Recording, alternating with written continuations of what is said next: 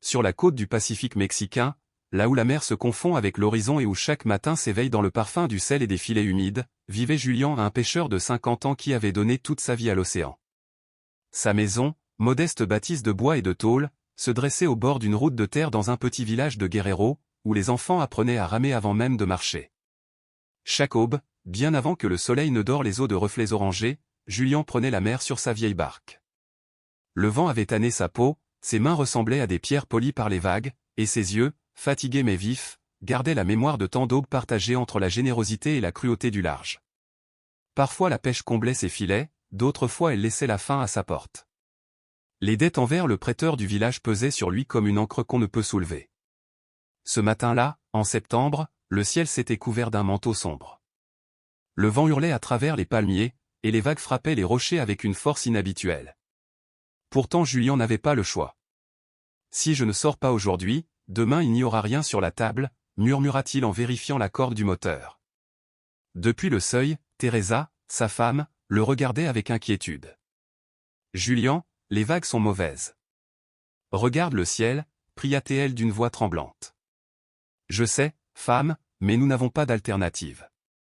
Les enfants doivent manger, et la dette ne pardonne pas. » Leur fils aîné, Matteo, apparut alors, les bras nus, la jeunesse dans le regard et la peur dans le cœur. « Père, je viens avec toi. La mer est traîtresse, tu ne devrais pas y aller seul. »« Non, mon fils. Reste ici et veille sur ta mère et tes frères. Je reviendrai avant la tombée du jour. » Teresa soupira, résignée, traça une croix dans l'air et murmura. « Que la Vierge de Guadalupe te protège. » Le moteur gronda faiblement, et Julien s'éloigna, avalé par l'horizon gris. Les premières rafales le frappèrent dès la sortie du port. Chaque vague se dressait comme un mur, mais il avançait avec la patience des hommes qui n'ont plus peur de la mer. Il se souvenait des paroles de son père. La mer est une amie capricieuse, respecte-la, mais ne la défie jamais. Après une heure de lutte contre les courants, il jeta ses filets, priant que le fond soit généreux. L'eau, trouble et agitée, semblait cacher ses secrets. Le vent montait encore. Julien essuya la sueur de son front et murmura. « Sainte Mère, donne-moi la force de rentrer vivant. » Il pensa à don Carmelo, le prêteur qui l'avait menacé de lui reprendre sa barque s'il ne remboursait pas sous 15 jours. La peur de perdre ce vieux bateau, son seul moyen de nourrir les siens, lui nouait la poitrine. Et pourtant, la mer, indifférente à ses tourments, grondait plus forte encore. Le tonnerre éclata. Le ciel s'assombrit comme si la nuit s'était levée avant l'heure. En tirant ses filets, il ne trouva que quelques poissons maigres. « Maudit soit ce maudit océan !» cria-t-il en frappant le bord de la barque. Le vent se déchaîna. L'eau fouettait son visage, la barque gémissait, prête à se briser. Julien s'agrippa au mât, le corps trempé, le cœur battant à tout rompre. Chaque seconde semblait une éternité suspendue entre la vie et la mort. Et soudain, à travers la brume et la fureur des vagues, il crut apercevoir une silhouette. Une femme, drapée d'un manteau bleu et blanc, marchait sur l'eau. Elle irradiait une lumière douce, presque dorée, et son visage dégageait une paix que ni le vent ni la peur ne pouvaient troubler. « Non, ce n'est pas possible », pensa Julien, secouant la tête. Mais la vision demeura. Il n'entendit pas sa voix, mais sentit au fond de lui une présence bienveillante lui murmurer « N'aie pas peur ». Alors, les vagues s'ouvrirent devant lui, formant un couloir d'écume. Le pêcheur saisit le timon, reprit courage, et dirigea sa barque à travers cette brèche miraculeuse.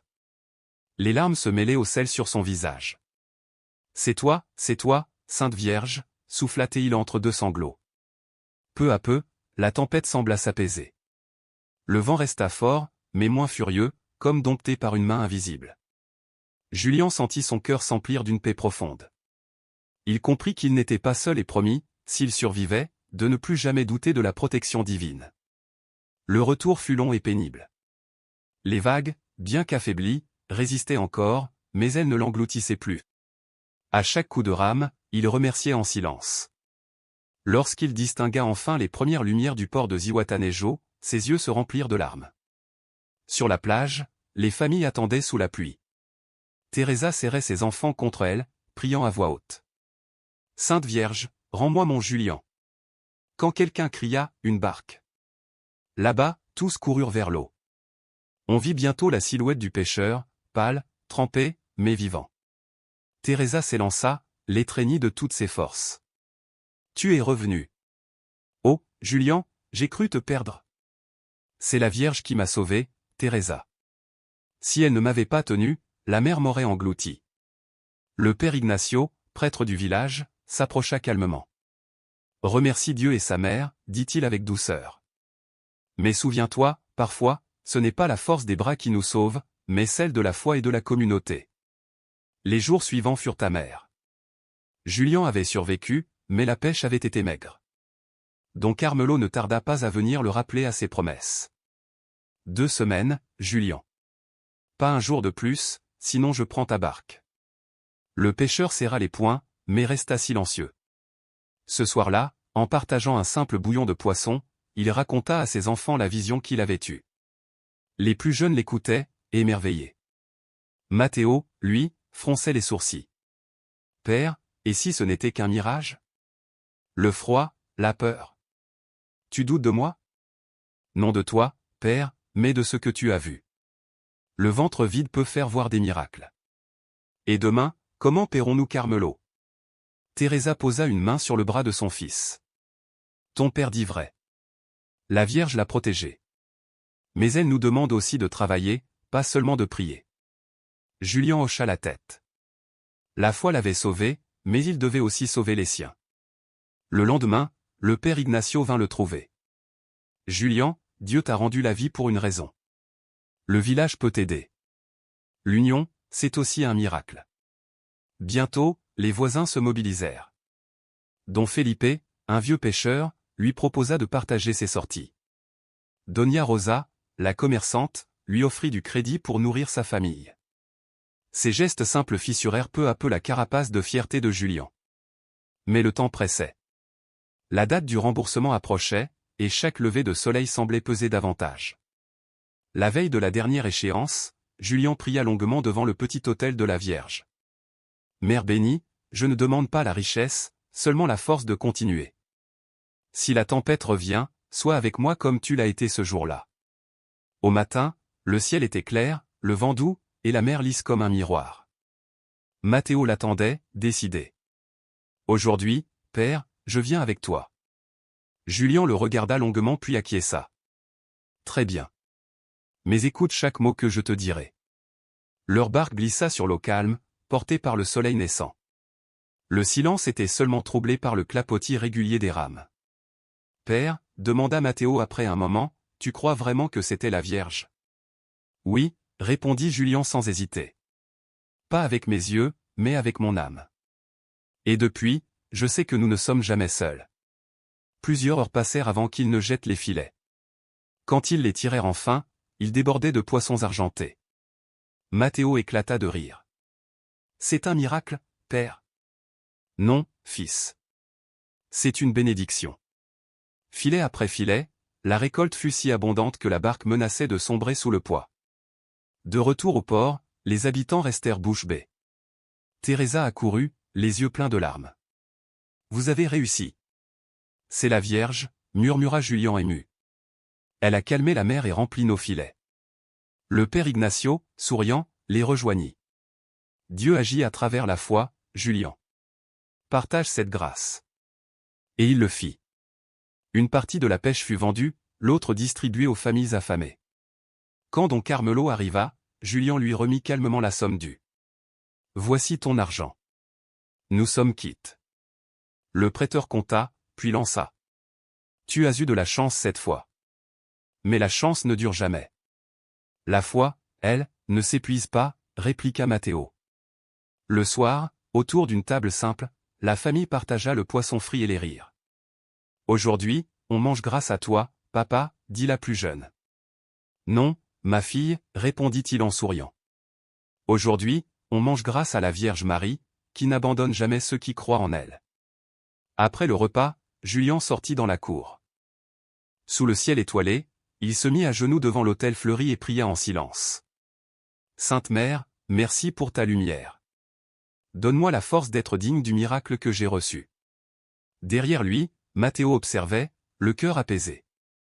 Pour la première fois, il sentit qu'il y avait peut-être, au-delà du vent et des vagues, une force plus grande que le monde. Mais au village, les rumeurs commencèrent à circuler. Certains disaient que Julian avait pactisé avec des esprits marins, d'autres qu'il cachait un secret. Le mal murmurait à nouveau. Julian, blessé mais calme, répétait. Quand Dieu bénit, le diable murmure. Mais la lumière est plus forte que la jalousie. Et dans son regard, on voyait la même flamme tranquille que celle qui, un soir de tempête, avait illuminé la mer. Le miracle du pêcheur. Depuis le jour où la mer l'avait rendu à la vie, Julian n'était plus un simple pêcheur. Pour certains, son abondance nouvelle était un don de la Vierge, pour d'autres, une trahison des lois naturelles, un pacte tacite avec les esprits obscurs. Je l'ai vu revenir de la tempête comme si rien ne s'était passé, murmurait un vieil homme à la cantina. Nul ne survit à un ouragan pareil. Ce n'est pas humain. Alors, Doña Rosa, la tenancière, répliquait d'une voix ferme. Et pourtant, la Vierge l'a sauvé.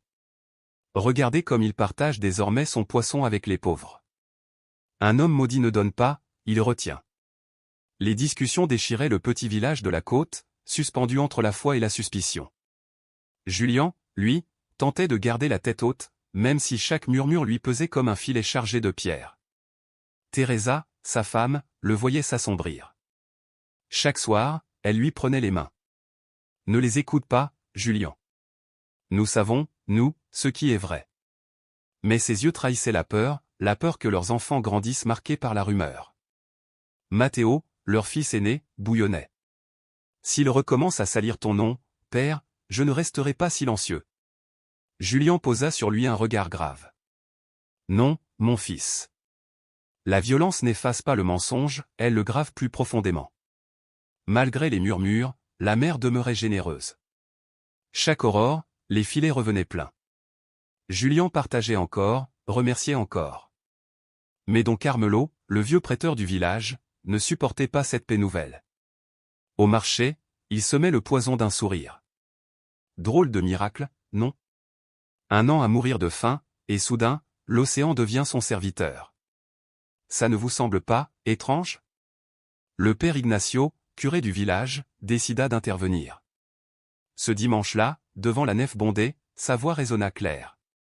Mes frères, ne laissez pas l'envie corrompre vos cœurs. Ce que Julian a vécu n'est pas sorcellerie, mais miséricorde. La Vierge protège ceux qui gardent la foi dans la tempête. Ces paroles apaisèrent les plus justes, mais pas tous. Julian priait en silence, serrant son rosaire, il demandait la patience, celle des marées qui attendent le vent. Un soir, tandis qu'il réparait ses filets, don Felipe, un vieux compagnon de mer, vint s'asseoir près de lui. Ne te laisse pas briser, hermano. J'étais là cette nuit. J'ai vu le ciel s'ouvrir sur toi. Je témoignerai de ta foi, si besoin. Julian leva les yeux, la gorge serrée.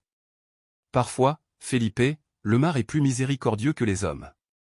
Mais une menace nouvelle approchait. Des chalutiers venus d'Acapulco avaient envahi la baie, coques d'acier, filets gigantesques, moteurs rugissants. En quelques jours, ils capturèrent plus de poissons que tout le village en un mois. Ils vont nous ruiner. S'indigna Matteo. Comment lutter contre ces monstres? Avec patience, répondit Julian, même s'il sentait la même angoisse. Le mar n'appartient pas aux puissants, il obéit à ceux qui le respectent. Mais la réalité était impitoyable, les prises diminuaient, les dettes menaçaient de renaître. Teresa, blême, serra son châle contre sa poitrine. Julian, je ne veux pas revivre ces jours de faim. Je ne laisserai pas cela arriver, promit-il. Cette nuit-là, il retourna seul sur la plage. À genoux dans le sable humide, il leva les yeux vers le ciel sans lune. Sainte Mère, murmura-t-il, les eaux veulent encore nous engloutir. Montre-moi le chemin pour ne pas perdre la foi. Derrière lui, des pas Matteo l'avaient suivi. Père, tu ne peux pas tout porter seul. Si le village s'unit, nous pouvons défendre nos eaux. S'unir? La moitié du peuple doute encore de moi. Alors prouve-leur par tes actes que ta foi est réelle. Le lendemain, Julian convoqua les pêcheurs. Il leur proposa de créer une coopérative locale, d'unir leurs forces, leurs barques, leur courage. Au début, la méfiance domina. Et si tout échoue, demanda Anselmo, un jeune homme nerveux. Matteo répondit avant son père. Alors au moins, nous aurons lutté. Je préfère la dignité à la peur. Julien parla peu, mais avec cette gravité simple qui venait de la mer. Frère, je ne vous promets pas la richesse. Je vous promets la dignité. Si nous travaillons ensemble, la mer nous répondra encore. Le silence tomba. Puis don Felipe se leva. Je suis avec Julien. J'ai vu le miracle de mes propres yeux. Et je crois que la Vierge ne nous abandonnera pas. Peu à peu, les têtes s'inclinèrent. Une vingtaine de familles signèrent, parfois d'une croix tremblante. Ce fut le début d'une nouvelle ère. Mais la nouvelle parvint vite à Acapulco et à Carmelo, le prêteur. Ce dernier se rendit chez Julien, un sourire glacé aux lèvres. « Ne te crois pas, chef, lui dit-il à voix basse. Le peuple oublie vite les miracles. Moi, je n'oublie pas les dettes. Tu as été remboursé, Carmelo. Pas de tout. Tu me dois ton silence. Et je te le ferai payer. » Ces mots restèrent suspendus dans l'air, lourds comme un orage. Julien comprit que désormais, sa bataille dépassait les vagues et la faim, il affrontait la peur que d'autres imposaient aux siens. La réunion de la coopérative eut lieu dans la salle paroissiale. Sous le toit de tôle, le père Ignacio pria. « Seigneur, guide ces hommes et ces femmes vers la justice. Que Notre-Dame de Guadeloupe les protège. » Julien présenta son plan, simple et clair, des tours de pêche organisés, un partage équitable, et la défense légale de leurs droits. « Nous ne serons pas riches, conclut-il, mais nous serons libres. » Cette liberté nouvelle fit battre les cœurs. Teresa préparait le café, les enfants aidaient à noter les noms. Même la petite Lucia, émerveillée, demanda. « Maman, la Vierge sera avec nous dans les bateaux ?» « Bien sûr, » répondit Teresa en lui caressant les cheveux. « Elle est là chaque fois qu'on agit avec amour. » Cette phrase resta dans l'air comme une promesse. Les jours suivants, la coopérative prit vie. Les pêcheurs partageaient l'essence, les outils, les espoirs. Pour la première fois, on riait au port, on travaillait ensemble. Mais la paix ne dura pas. Un soir, un homme inconnu aborda Julien. « Tu es celui qui veut défier les grands. Fais attention. Ces mers ont déjà un maître. » Il disparut dans l'ombre. Julien sentit le froid lui glacer la peau. Teresa trembla quand il lui raconta la scène. « Ce n'est plus seulement une question d'argent, Julien. Ce sont des gens dangereux. Je le sais. Mais si nous reculons, nous perdrons plus que le poisson, nous perdrons notre âme. » Un matin, l'inimaginable arriva, la barque de Julien fut retrouvée saccagée. Les filets tailladés, le moteur fracassé, des mots peints en rouge, cessent de jouer au héros. Les pêcheurs se rassemblèrent furieux. Ce sont les hommes d'Acapulco. Ou Carmelo, le serpent du village. Matteo brandit un poing, mais Julien le calma. « Non, fils. Nous réparerons. Nous ne leur donnerons pas ce qu'ils cherchent, la peur. » Et ainsi, tout le village se mit à l'œuvre. Les hommes clouaient, les femmes apportaient du café chaud, les enfants ramassaient les clous tombés. Le bruit des marteaux se mêlait au ressac des vagues. « Ce n'est pas un homme qui répare ce bateau, » dit don Felipe. « C'est tout un peuple. » Et Julien sentit ses yeux se mouiller. Le père Ignacio avait eu raison, l'unité est une prière qui agit sans mots. Mais Carmelo, tapi dans l'ombre, bouillait de rage. Entre deux gorgées d'alcool, il marmonna. « S'il continue ainsi, je perdrai tous mes débiteurs. Il faut leur rappeler qui commande. » Ce soir-là, la famille de Julien dîna simplement, des tortillas, des haricots, un peu de poisson grillé. « Aujourd'hui, » dit Teresa avec douceur, « j'ai vu quelque chose de beau. Des hommes et des femmes travaillant côte à côte. Peut-être que le vrai miracle, c'est cela. » Lucia leva la tête, les yeux brillants. « Alors la Vierge était là aussi, maman ? » ?»« Oui, mon amour. Elle était là, dans chaque main tendue. » Julien regarda sa fille et comprit, la Vierge ne lui était pas apparue pour sauver un homme, mais pour réveiller un peuple. Les jours suivants, la coopérative organisa des gardes de nuit. Julien et Matteo patrouillaient sur la plage, un fanal à la main. « Tu n'as pas peur, père ?» demanda le jeune homme. « Toujours, » répondit-il. « Mais le courage, c'est d'avancer malgré la peur. Et je marche avec la Vierge à mes côtés. » Ces mots gravèrent en lui une foi nouvelle. À l'aube, des cris éclatèrent, des hommes armés s'approchaient du village. « Ce sont les envoyés des grands patrons !» cria quelqu'un. « Ils viennent détruire nos barques. » La panique menaçait. Certains prirent des pierres, d'autres voulurent fuir. Julien leva les bras. Personne ne fuit. C'est notre terre, notre mère. Mais nous ne répondrons pas à la haine par la haine. Défendons-nous avec foi et unité. Le père Ignacio apparut alors, tenant un étendard de la Vierge de Guadalupe. Sous son manteau, nous ne craindrons rien. Tous se rassemblèrent sur la plage, priant le rosaire. Hommes, femmes, enfants. Quand les étrangers arrivèrent, ils virent non des adversaires, mais un peuple agenouillé, uni dans la prière. Le chef ricana. Croyez-vous qu'un chapelet vous sauvera? La Vierge est plus forte que vos armes, répondit Julien d'une voix posée. Alors, le ciel se fit noir. Le vent se leva si brusquement qu'il souleva le sable en tourbillons aveuglants. Des vagues gigantesques frappèrent le quai, les intrus reculèrent, paniqués. Les habitants virent dans ce tumulte un signe, la mer elle-même prenait leur défense. Teresa pleurait, les bras levés. C'est la Vierge. Elle est avec nous. Les hommes armés s'enfuirent, vaincus non par la force, mais par la foi. Ce soir-là, le village tout entier se rassembla dans l'église. Des milliers de bougies dessinaient une rivière de lumière. On pria, on chanta, on pleura. Julien, agenouillé devant l'autel, murmura. Merci, mère. Tu as apaisé la mer et les cœurs. Matteo, à ses côtés, posa une main sur son épaule. Père, aujourd'hui, j'ai vu ce que tu as vu cette nuit-là. La Vierge est ici, parmi nous. Oui, fils. Et tant que nous marcherons sous son regard, aucun homme ne pourra nous réduire. Le peuple chanta jusqu'à l'aube. Dans les ruelles, les cierges brillaient comme un fleuve d'étoiles descendant vers la mer. Julien savait que la lutte n'était pas finie, que Carmelo et les puissants reviendraient. Mais dans son cœur régnait une paix indestructible. Car celui qui a survécu à la tempête avec la Vierge à ses côtés, ne craint plus aucun vent. Ils rentrèrent chez eux, mais la quiétude qui avait suivi l'événement céda vite la place à une inquiétude lourde et persistante. Chacun savait, au fond de lui, que la menace n'avait pas disparu, elle n'avait simplement changé de forme. Assis devant l'autel modeste dédié à la Vierge dans leur maison, Julien repassait en silence la suite des jours récents, comme on déroule une ligne de pêche pour vérifier qu'elle n'a pas de nœud caché. Teresa s'approcha avec une tasse de café encore fumante. Elle le regarda avec une tendresse mêlée d'angoisse. « Tu ne peux pas porter tout cela seul, Julien. Le village a foi en toi, mais il a aussi peur. » Il sourit, un sourire fatigué qui ne chassait pas la gravité de son regard. « Je sais, Teresa. Et cette confiance pèse parfois plus lourd que toutes nos dettes.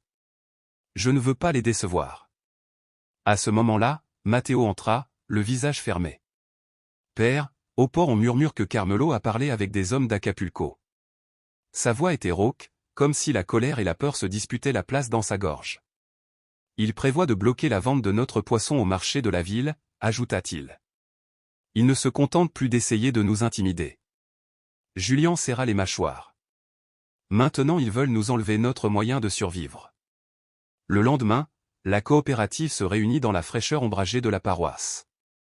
L'air était lourd de tension, on pouvait le sentir dans la mâchoire contractée des hommes, dans les regards fuyants des femmes, dans le silence qui pesait entre deux phrases. Quelques pêcheurs commencèrent à laisser percer le doute. « À quoi bon pêcher si personne ne veut acheter ?» demanda Anselmo, la voix tremblante. « Mes enfants ont faim aujourd'hui, pas dans un mois. » « C'est exactement ce qu'ils cherchent, » répliqua Matteo, la colère roulant sous ses mots. « Nous effrayer, nous faire abandonner la lutte. » Le père Ignacio leva la main et demanda le silence d'une voix qui cachait à peine son émoi. « Frère, n'oubliez pas, la Vierge nous a déjà montré sa présence.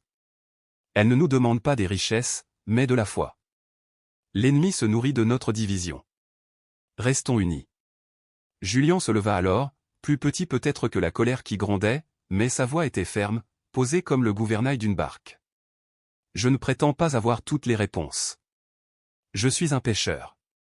Mais me rendre maintenant à abandonner, ce serait nier le miracle qui nous a sauvés lors de la tempête. Proposons d'emporter notre poisson vers d'autres villages, même si cela nous force à marcher des heures dans la montagne.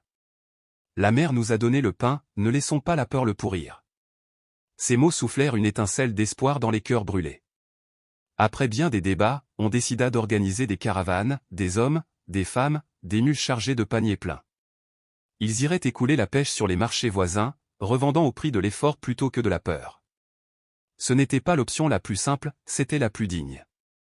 Les semaines suivantes furent un exercice de résistance et de solidarité.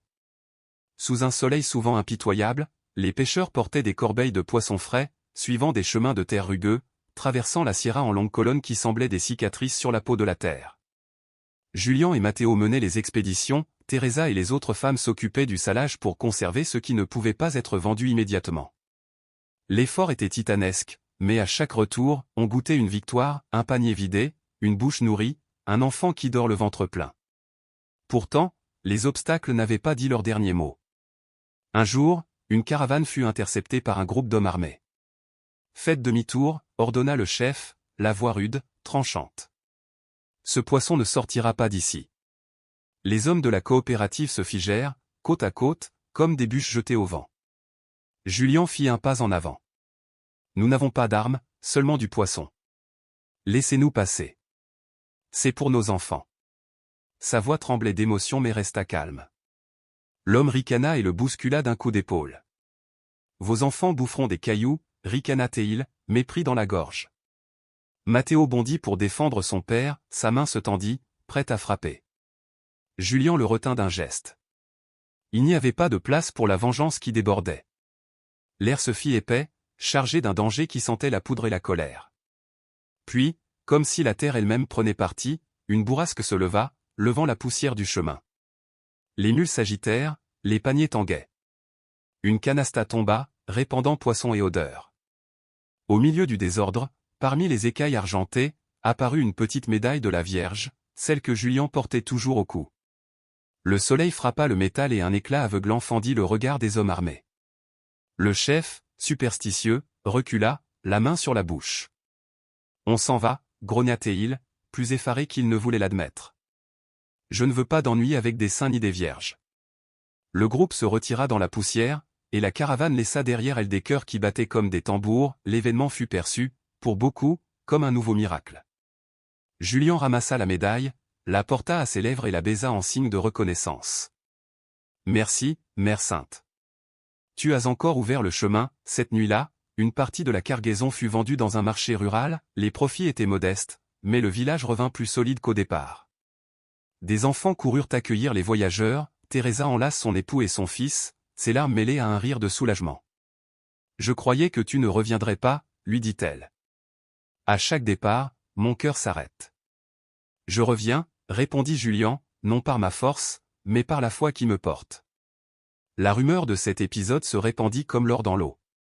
Les voisins commencèrent à chuchoter que la Vierge protégeait Julian en personne. Même certains sceptiques de toujours se joignirent à la coopérative. Carmelo, lui, vit son emprise s'effriter, la colère lui montait à la tête. Cette nuit-là, ivre de rage, il se rendit chez Julian sans frapper. Il entra d'un pas lourd, le visage enflammé par l'orgueil blessé. « Tu crois pouvoir me défier sans en payer le prix » cracha-t-il. « Ce village m'a toujours besoin, et je ne céderai pas ma place pour tes histoires de vierges. »« Ce ne sont pas des histoires, Carmelo, » répondit Julian, le regard fixe. « Ce sont des faits. Tu le sais. Si tu ne cesses pas cette fable, quelqu'un finira au fond de la mer, » menaça Carmelo, déjà parti, laissant derrière lui une maison tremblante. Teresa pâlit, les enfants se mirent à pleurer, et Matteo voulut courir après le quel que soit. Julian, cependant, posa une main sur l'épaule de son fils. « N'ayez pas peur. La Vierge ne nous a pas menés jusque-là pour nous abandonner maintenant. » Cette nuit-là, alors que le village dormait, Julian descendit à la plage. Le monde était calme, la mer comme une nappe d'argent sous la lune. Il se mit à genoux sur le sable frais et laissa monter la prière, sincère et simple, « Mère Marie, toi qui apaises les eaux, apaise aussi ces cœurs gonflés de haine. Ne permets pas que la violence détruise ce que nous avons bâti. Donne-moi le courage de protéger ma famille et la sagesse pour guider notre peuple. » Dans le silence de la mer, la même voix intérieure qui l'avait soutenu lors de la tempête revint, douce et ferme, « Reste ferme. Je marche avec toi. » Julian se releva avec la certitude que le pire n'était pas encore arrivé, mais qu'il n'était plus l'homme solitaire d'autrefois. Il était un pilier, un père façonné par l'épreuve, suivi désormais par un peuple qui croyait. Les jours suivants, malgré une vie qui semblait reprendre son cours, la menace continua de peser, comme un nuage bas. Les pêcheurs ne cessèrent pas leur caravane, affrontant chemins escarpés, chaleur écrasante et le risque constant d'être arrêtés par des hommes à la solde d'intérêt d'Acapulco. La foi, encore une fois, les maintint debout. Avant chaque départ, on se rassemblait devant la paroisse, le père Ignacio bénissait les paniers et disait un chapelet en présence des familles, rappelant « Nous ne sommes pas seuls. La Vierge marche devant nous ». Un matin, alors que Julien et Matteo conduisaient une caravane plus grosse que d'habitude Marie généreux et pêche abondante, des hommes armés surgirent sur une courbe du chemin Carmelo, à leur tête, affichait un sourire cruel. « Je vous ai dit d'arrêter cette mascarade, lança-t-il. Ce poisson ne va nulle part. Rendez-moi vos lanchas et cessez cette folie. » Les fusils brillèrent, la tension était palpable, prête à éclater. Julien, toutefois, s'avança, la poitrine large d'une foi tranquille. « Carmelo, tu n'as plus de pouvoir sur nous. Ce village a choisi l'unité, et sous la protection de la Vierge nous ne céderons pas à tes menaces. » À peine eut-il parlé qu'un vent violent traversa le sentier, levant tourbillons de sable qui aveuglèrent les assaillants. Les mules se mirent à avancer presque d'elles-mêmes, poussées par une force invisible. Les hommes, pris de panique, crièrent, tandis que la caravane s'engouffrait entre le chaos et la providence. Quand ils atteignirent le village voisin et purent vendre leur pêche, chacun sut, au fond de lui, qu'il venait d'assister à un autre prodige. Julien tomba à genoux au centre du marché et pria à haute voix, les larmes perlant à ses yeux, « Merci, Vierge Marie, d'avoir tracé le chemin une fois encore. » Le retour à la maison fut triomphal. Teresa, enveloppant son mari et son fils dans ses bras, laissa enfin la peur s'évacuer. « Chaque départ me fait croire que mon cœur va se briser, » murmura-t-elle. « Mais je sais maintenant, la Vierge ne les abandonne pas. » Les semaines suivantes apportèrent une relative accalmie et la coopérative retrouva un peu de souffle. Mais la rumeur de Carmelo, perfide et insidieuse, se transforma en venin, il commença à semer la discorde, murmurant que Julien profitait de la situation, qu'il favorisait ses proches, qu'il usait de la foi pour manipuler les gens. Le doute, une graine noire, prit racine dans quelques esprits fragiles. Un soir, lors d'une assemblée, un jeune pêcheur osa l'accusation à voix haute. Et si Carmelo avait raison? Comment savons-nous que Julien ne garde pas plus que sa part? Le silence se fit, lourd comme une pierre. Matteo bondit, indigné. C'est faux. Mon père risque sa vie pour nous tous. Si nous avons du pain, c'est grâce à lui. Le père Ignacio appela encore à la raison, ne laissez pas la méfiance détruire ce que nous avons construit. L'ennemi frappe où il voit faiblesse, la nôtre serait la division.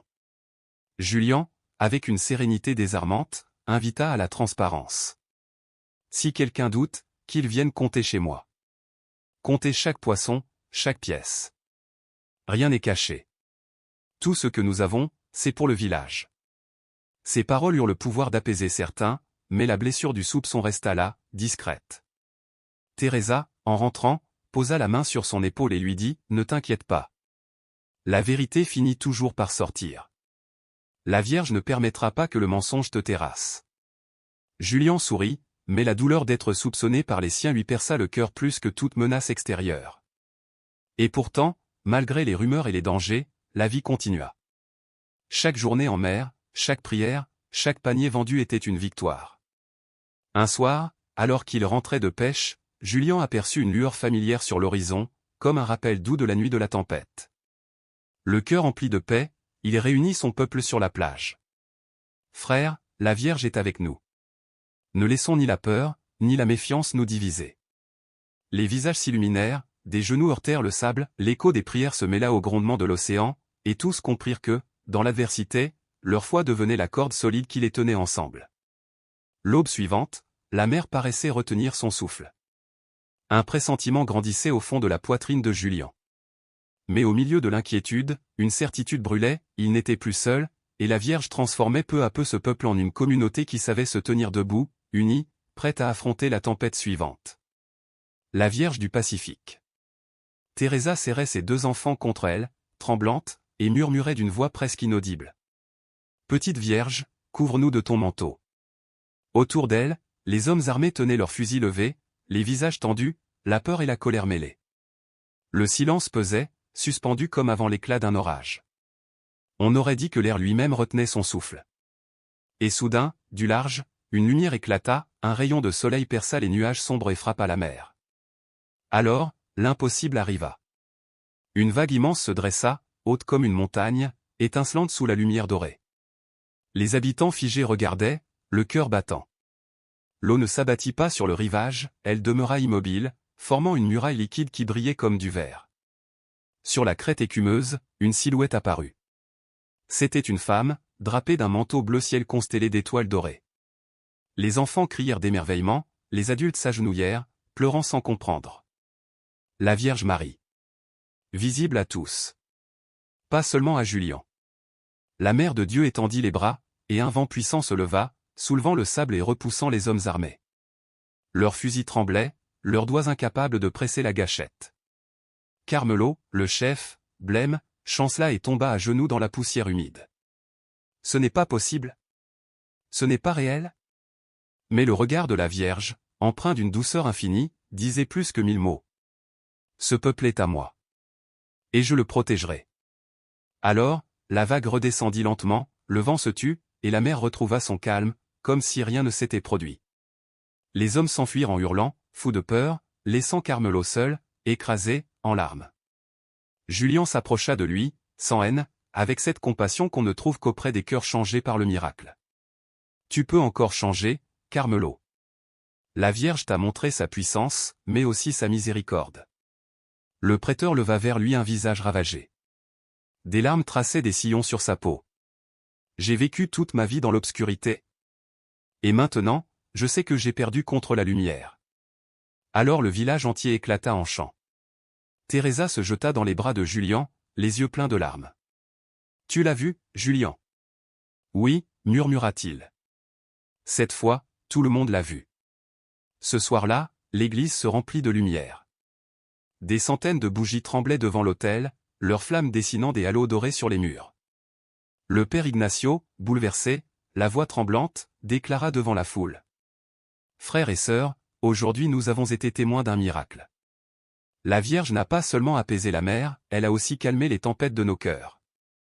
Que ce jour demeure gravé dans la mémoire de nos enfants et des enfants de nos enfants. Matteo, le fils de Julien, longtemps incrédule, tomba à genoux. Mère très sainte, pardonne mes doutes. Je te promets de te suivre désormais de tout mon cœur. Et dans ce petit village du Pacifique, le miracle avait planté une graine, la peur s'était transformée en foi, la division en unité. Au matin suivant, le monde semblait lavé. Le soleil se leva sur une mer docile, paisible comme un animal apprivoisé. Les vagues caressaient le rivage avec une tendresse nouvelle, et les mouettes tournoyaient lentement dans un ciel clair. On aurait dit que la nature elle-même priait. Les maisons de bois s'emplirent de chants. Les enfants couraient pieds nus dans les rues de terre, criant. La Vierge est apparue. Elle nous a sauvés. Julien, assis sur le seuil de sa maison, observait cette joie. Ses enfants jouaient, insouciants. Teresa s'approcha avec une cafetière fumante et posa une main sur son épaule. Tu comprends maintenant, Julien? Ce que tu as vu cette nuit dans la tempête n'était pas seulement pour toi. La Vierge voulait que tous la voient, pour qu'aucun doute ne subsiste jamais sur son amour. Oui, Teresa, répondit-il d'une voix émue. J'ai compris que ce n'était pas moi qu'elle voulait sauver, mais tout notre peuple. Le père Ignacio convoqua la communauté à la messe. L'église débordait, on se serrait sur les bancs, certains restaient debout près des portes. La chaleur, l'encens, les pleurs, tout formait un seul cœur battant. Mes frères, proclama le prêtre, hier, la Mère de Dieu nous a montré son visage. Ce miracle est un appel. L'unité et la foi sont plus fortes que toute menace. Ne l'oublions jamais. Des applaudissements éclatèrent, mêlés de sanglots. Julien, assis près de sa famille, serrait un vieux chapelet entre ses doigts calleux. Puis vint le moment des témoignages. Doña Rosa, la boutiquière, raconta qu'elle avait vu la silhouette lumineuse danser sur la mer. Don Felipe, un vieil homme, dit qu'à cet instant, son cœur s'était allégé comme si on lui avait retiré un poids invisible. Enfin, tous les regards se tournèrent vers Julien. Il se leva lentement. Sa voix tremblait, mais chaque mot résonnait avec force. J'ai vu la Vierge pour la première fois, seule, au cœur de la tempête. J'ai cru que c'était un signe pour moi, un cadeau pour me sauver de la mort. Mais aujourd'hui, je comprends qu'elle voulait nous enseigner à tous une vérité, nous ne sommes jamais seuls. Peu importe la force du vent, ni la hauteur des vagues, sous son manteau, il y aura toujours la paix au milieu de la tempête. » Ces paroles furent suivies d'un long silence, puis d'un tonnerre d'applaudissements. Ce jour-là, la communauté retrouva son âme. Les semaines suivantes, la vie changea peu à peu. Les pêcheurs, autrefois découragés, reprirent espoir. La coopérative grandit, on construisit de nouveaux bateaux, on partagea les filets, on aida les villages voisins. Bientôt, un petit marché communautaire vit le jour, permettant à chacun de vendre sans passer par les intermédiaires corrompus. Carmelo, le prêteur, disparut. Certains disaient qu'il s'était enfui, honteux. D'autres, qu'il cherchait la paix dans une autre ville. Julian, lui, ne lui en voulut pas. Il disait souvent. Lui aussi était un homme perdu dans la tempête. Peut-être qu'un jour, il trouvera son calme. Matteo, son fils, prit une place importante parmi les jeunes du village. Un soir, alors qu'ils raccommodaient ensemble les filets, il dit : « Père, autrefois je pensais que la foi appartenait à ceux qui avaient peur du monde. Maintenant, je comprends. La foi, c'est ce qui nous donne le courage d'y faire face. » « C'est vrai, » répondit Julian avec un sourire fier. « Et aujourd'hui, toi aussi, tu portes cette force en toi. » Peu après, les habitants décidèrent d'élever une petite chapelle sur la plage, à l'endroit exact où la Vierge était apparue. Hommes, femmes et enfants travaillèrent côte à côte, portant des pierres, peignant les murs, décorant de fleurs fraîches. Quand la chapelle fut achevée, ils y placèrent une statue de la Vierge de Guadalupe, entourée de bougies qui brûlaient nuit et jour. Chaque matin, avant de partir en mer, les pêcheurs venaient s'y agenouiller. Ils confiaient leur vie, leur famille, leurs espoirs. Ce rituel apportait une paix profonde. La mer, même déchaînée, semblait moins menaçante quand on partait sous le regard de la Vierge. Les années passèrent. Les difficultés n'avaient pas disparu, le vent, les dettes, la fatigue. Mais le village n'était plus le même. Ils n'étaient plus des hommes isolés affrontant l'océan, mais une famille unie par la foi et la solidarité. Un soir calme, alors que le soleil s'enfonçait dans la mer, Julian marchait sur la plage avec sa petite fille, Lucia. L'enfant riait, les pieds dans l'eau, les cheveux pleins de lumière. Soudain, elle s'arrêta et fixa l'horizon. « Papa, crois-tu que la Vierge nous regarde, là-bas, au-dessus des vagues ?» Julian sourit doucement. « Je ne le crois pas, ma fille, je le sais. Elle est là, dans chaque vague qui se brise, dans chaque filet qui se remplit, dans chaque foyer où le pain ne manque pas. » Lucia prit la main de son père et tous deux marchèrent vers la petite chapelle. À l'intérieur, une flamme vacillait, éclairant le visage paisible de la Vierge. Julian s'agenouilla. « Merci, Mère très sainte, » murmura-t-il, « de ne pas avoir lâché ma main cette nuit-là dans la tempête. Merci de nous avoir appris que la vraie force ne vient pas de nos bras, mais de notre foi et de notre unité. » Lucia répéta à voix basse une prière d'enfant. À cet instant, Julian comprit que le véritable miracle n'avait pas été la vague arrêtée, ni la lumière sur la mer, mais cette foi transmise, vivante, dans le cœur de ses enfants et de tout son peuple. Et ainsi, sur cette côte du Pacifique mexicain où le vent garde les secrets et où les vagues murmurent les légendes, la mémoire de la Vierge qui avait calmé la mer continua de briller. Chaque génération racontait encore cette histoire, comment, un jour, la mère de Dieu s'était dressée entre la peur et l'amour pour sauver un village. Et depuis lors, on disait que même la mère jadis capricieuse et cruelle avait appris à respecter la foi de ce peuple simple, qui avait choisi de croire en la douceur du ciel.